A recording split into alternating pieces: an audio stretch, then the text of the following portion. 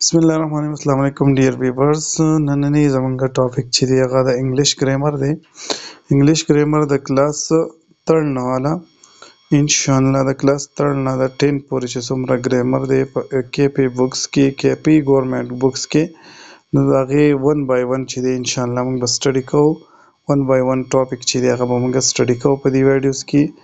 نو ان شاء الله تاسو ته به ان شاء الله کوم چې ټیسټونه انکمینګ ټیسټونه دي په هغې کې به تاسو ته اسانتیا وي. هر قسمه ټاپک چې دی په بکس کې ورکړی شوی نو هغه به په دې چینل کې او خاص کر په دې پلی لیسټ کې به ستاسو سره شیر کېږي. نو ډیلی بیس باندې ویزټ کوئ او یو نوی نوی ټاپک او نوی نوی لرنینګ چې دی هغه کوئ. اولنی نمبر زموږ سره د کلاس 3 بک کې چې سی به یا سافټ ساوند وي، سی او جی چې دی دا به یا سافټ ساوند وي او یا به هارډ ساوند وي. ټیک شو. کله چې زموږ سره دا سی نه دی چې دا کله موږ سره د ایس اواز ورکوي د ایس نو په دغه ټایم کې دی سی ته موږ وایو چې دا سافټ ساوند دی. ټیک شو. کله چې دا سی زموږ سره د کې اواز ورکوي لکه کیټ شو په دغه ټایم کې دی ته موږ وایو چې څه شي دا سی زموږ سره هارډ ساوند دی. بل زموږ سره ډي لفظ راځي. دا ډي چې کله موږ سره د جی چې کله موږ سره د ډي اواز ورکوي نو په دغه ټایم کې دی ته موږ هارډ ساوند وایو. څه شی ورته وایو؟ په دې بک کې دا لږ غلط شوی دی. او کله چې دا ډي زموږ سره د جی دا جی زموږ سره خپل اواز د جی ورکوي نو په دغه ټایم کې دی ته موږ څه شی وایو؟ سافټ ساوند ورته وایو. ګورئ جی چې کله د ډي اواز ورکوي نو دا به هارډ ساوند وي. کله چې دا جی د جی اواز ورکوي د جیم یا د جی اواز ورکوي نو په دغه ټایم کې موږ دې ته سافټ ساوند وایو. ټیک شو. مثالونه راځو. سی چې دی کله دا سی زموږ سره د سی سیټي په سیټي کې دی زموږ سره د س اواز ورکړلی د سین یا د ایس اواز یې ورکړی دی نو موږ وایو چې په دې ټایم کې دا سی چې دی دا سافټ ساوند دی. ټیک شو. پنسل په پنسل کې زموږ سره دا سی چې دی د س اواز ورکړی دی د ایس اواز ورکړی دی. ټیک شو. یا د سین یا د ایس اواز یې ورکړی په دې ټایم کې دی ته موږ وایو چې دا سی چې دی دا سافټ ساوند دی. پیس چې دی په پیس کې زموږ سره سی د س اواز ورکړی دی د ایس اواز یې ورکړی دی یا د سین اواز یې ورکړی په دې ټایم کې موږ وایو چې دا سی چې دی دا زموږ سره سافټ ساوند دی. بلکې دا سی موږ کیټ ولیکو نو په سی کې دا په کیټ کې دا سی چې دی زموږ سره د کې اواز ورکو په دې ټایم کې موږ دې ته وایو چې دا د هارډ ساوند دی. ټیک شو. اوس جی چې دی کله چې جی د جیم یا د جی اواز ورکړي خپل د جی یا د جیم اواز ورکړي نو په دغه ټایم کې موږ وایو چې د ګاپ یا د جیم اواز ورکړي نو په دې کې ټایم کې دی ته موږ وایو څه شی دا سافټ ساوند دی. ټیک شو.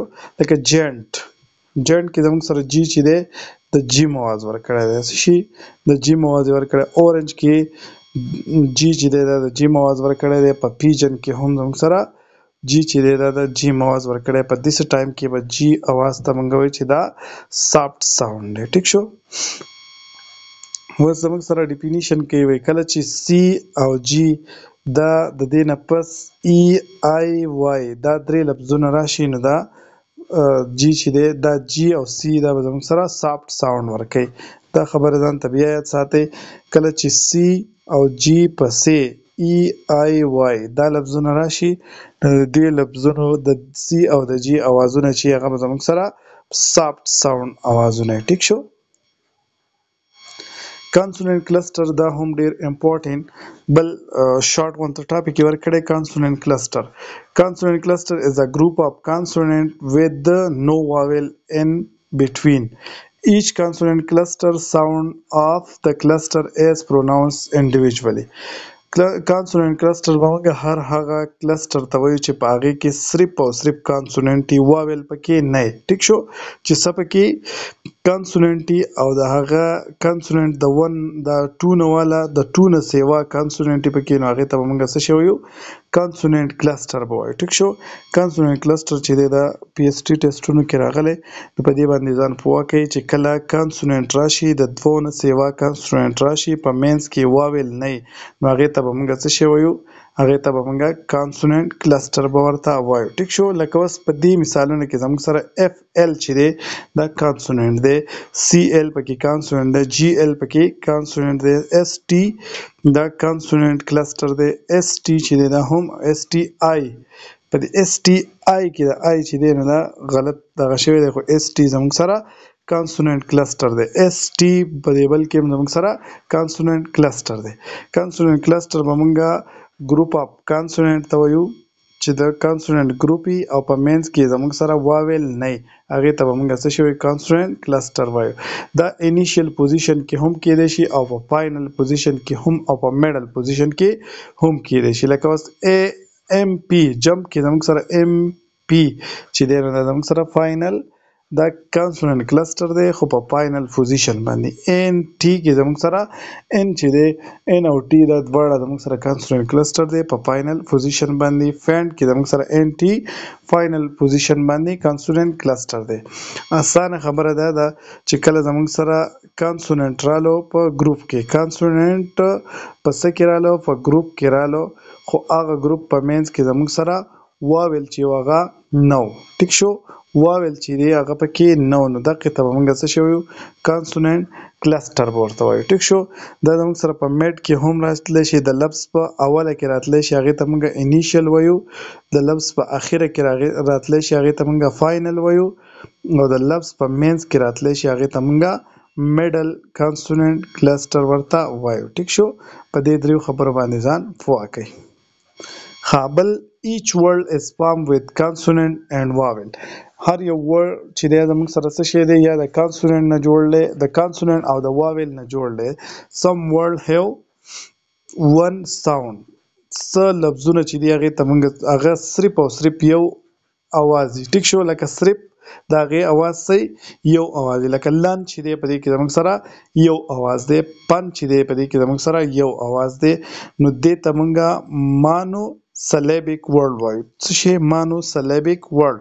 word are divided into two چې کله یا 3 یا 2 نو هغې ته مونږ ملټي syllabic word ورته وایو. ټیک شو.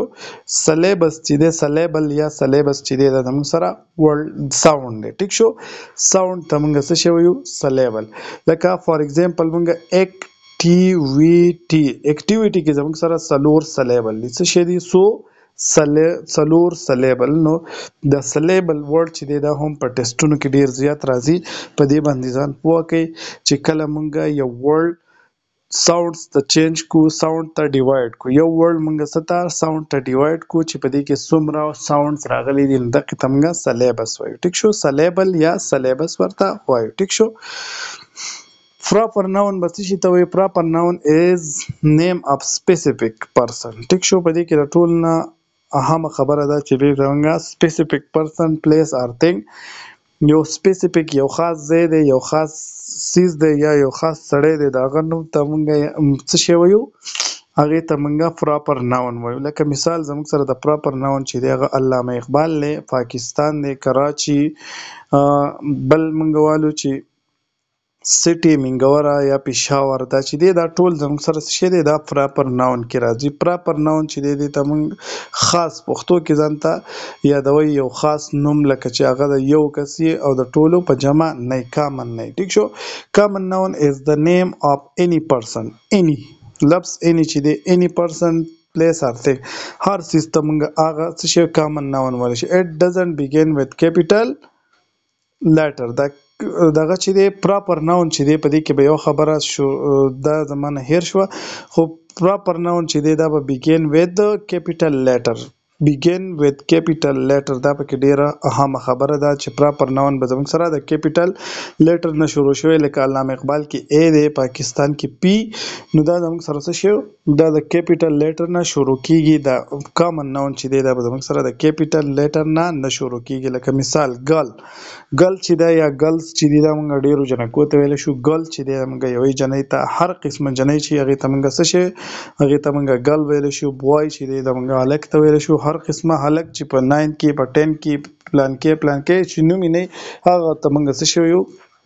بوای ورته ویلی شي. کلاس روم چې دی دا هم زموږ سره کامن ناون دی ټیک شو عام نوم دی ټیک شو په دې باندې پوه شوي کامن چې دی دا به موږ عام نوم ته وایو پراپر چې دی دا به موږ خاص نوم ته وایو ټیک شو بل چې دی اپوزیټ اور ورډ دیٹ have totally different meaning for example وی اپوزیټ به موږ څه ته وایو اپوزیټ ته موږ په پښتو کې په اردو کې ورته متضاد وایو څه شی ورته وایو اپوزیټ متضاد لفظونو ته وایو ټیک شو لکه موږ وایو بلیک وایي تور ته وایټ وایي سپین ته تور سپین دا د یو بل اپوزیټ دی د یو بل متضاد دی هاټ کولډ چې دی دا د یو بل اپوزیټ دی د یو بل څه دی متضاد دی ټیک شو بل کیپټلایزیشن به موږ کله کوو کیپټلایزیشن رول دا موږ ته د تھرډ د کلاس تھرډ په لیول ښیي چې کیپټلایزیشن به موږ کله کوو کیپیټل لیټر به موږ کله لیکو نو کیپیټل لیټر چې دی وایي یو به د بیګینینګ اف سنټنس کله چې موږ سنټنس لیکو د هغې په اوله کې چې کوم لفظ راځي